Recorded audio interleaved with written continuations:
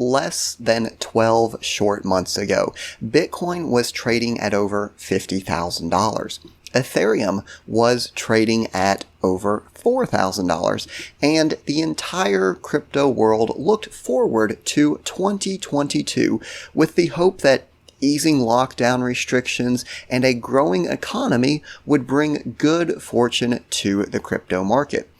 It was predicted that Bitcoin would reach $100,000, adoption would grow, and a new financial paradigm would emerge. Although many of these rosy predictions didn't come true, others, such as Sam Bankman-Fried's foreshadowing that many cryptocurrency exchanges were secretly insolvent, proved to be eerily accurate, and billions of dollars were lost throughout the course of the year through exchange failures, hacks, and scams. Join me in today's video where we recap the biggest crypto news of 2022 and what we can expect in 2023. Hey everyone, and welcome back. This is the Part-Time Economist, and in today's video, we are taking a look back at some of the highlights of crypto in 2022, and I will be the first to tell you it has been a year in crypto.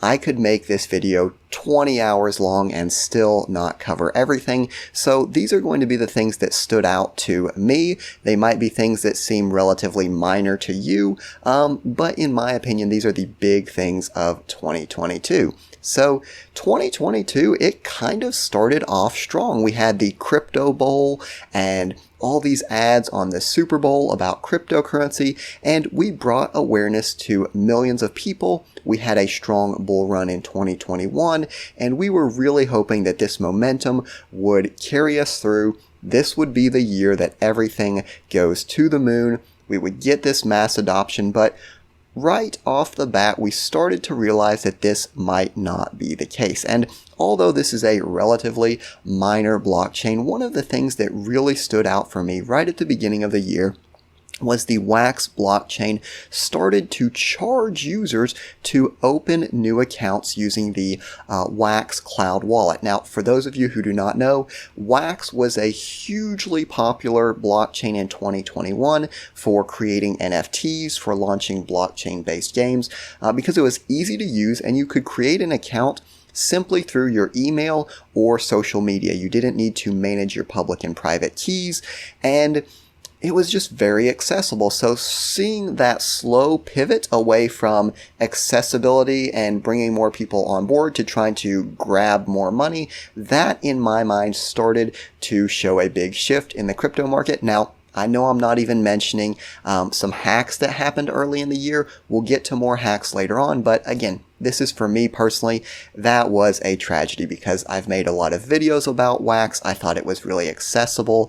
I liked that it didn't really have any transaction fees. So that one really was a sour start to my crypto 2022. But things definitely don't stop there, because if you remember, in the early part of the year, the United States really, and other parts in the world as well, we really started to see the scourge of inflation. So the Federal Reserve, which is the central bank in the United States, started slowly hiking interest rates. And wouldn't you know it, as we saw these interest rates start to slowly go up, the price of Bitcoin started to trickle down as the times of easy money came to an end.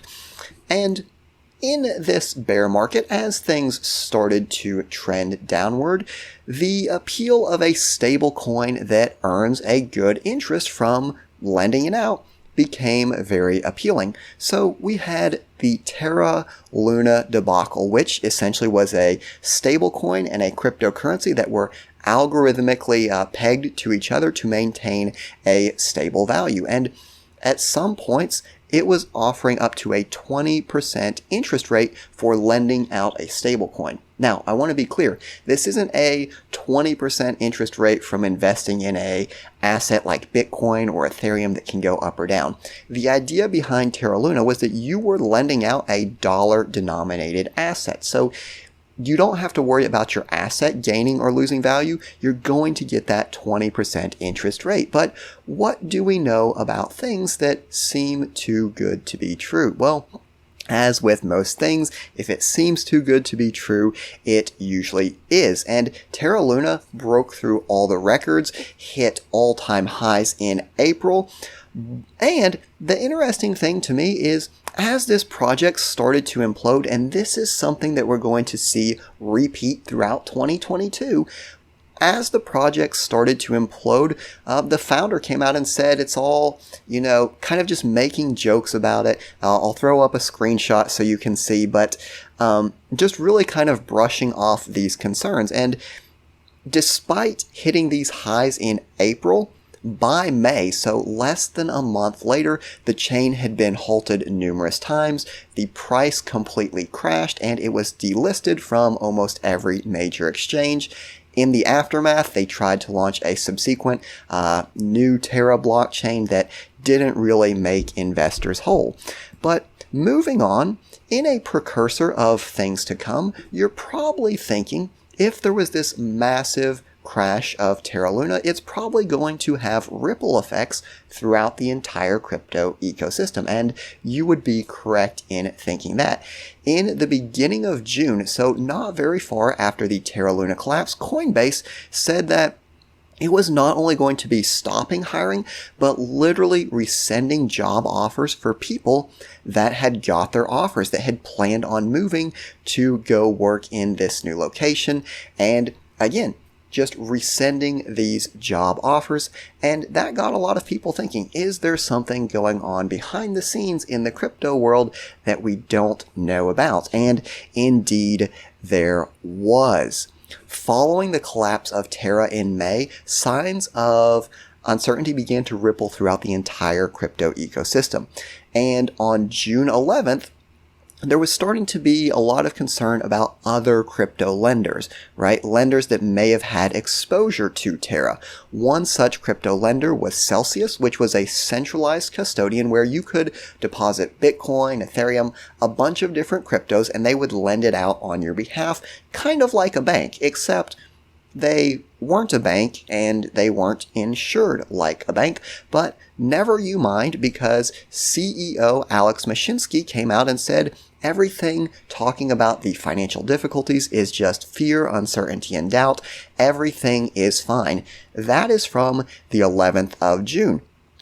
Just a single day later, on the 12th, we see that Celsius freezes withdrawals, swaps, and transfers in response to extreme market conditions, fueling rumors that the platform has become deeply insolvent. And then on July 13th, Celsius Network files for Chapter 11 bankruptcy protection. This is not unique to Celsius. We saw countless other exchanges fail, a notable one being Voyager. But let's not focus on the exchanges and lending and making money. Maybe we just need to slow down and enjoy the wonderful world of blockchain gaming. The most popular blockchain game, Axie Infinity, suffered a $600 million hack. It says the official report from the company noted that the hackers managed to get access to private keys to validator nodes, resulting in the compromise of 5 validator nodes, which is also the threshold required to approve a transaction.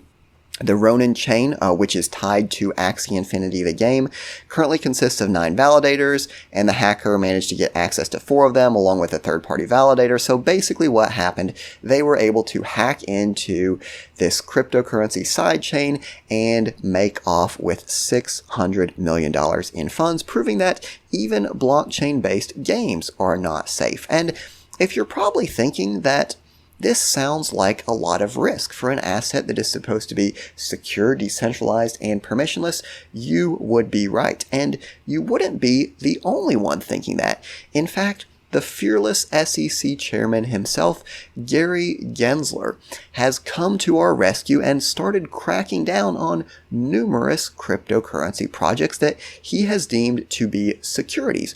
For example, the LBC coin, which was the native token of a video hosting platform, kind of like YouTube, was judged to be a security. LBRY lost its lawsuit against the SEC. And on top of that, we have the indictment of Coinbase executives that were prosecuted not just for fraud in general, but specifically securities violations because they were front-running trades.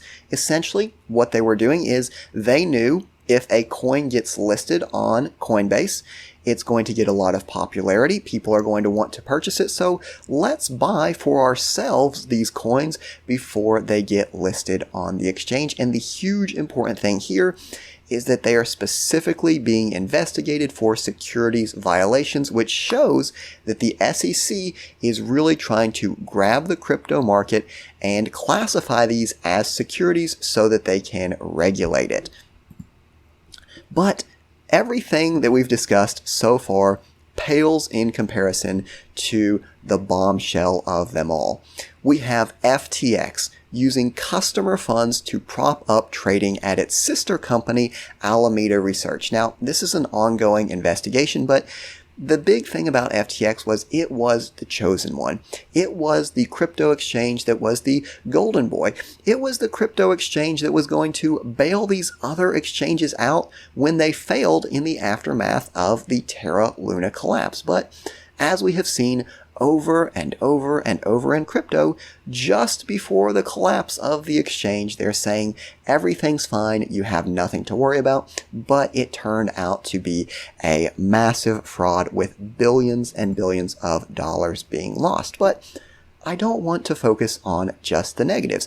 It's time for some positive news. We had a massive technological achievement in November, the Ethereum merge. Again, a massive tech achievement that merged a proof-of-work blockchain into a proof-of-stake blockchain, making it more sustainable, making it more environmentally friendly, and gaining the attention of regulators that say now that it is no longer a proof-of-work chain and it is a proof-of-stake chain, it just might be a security.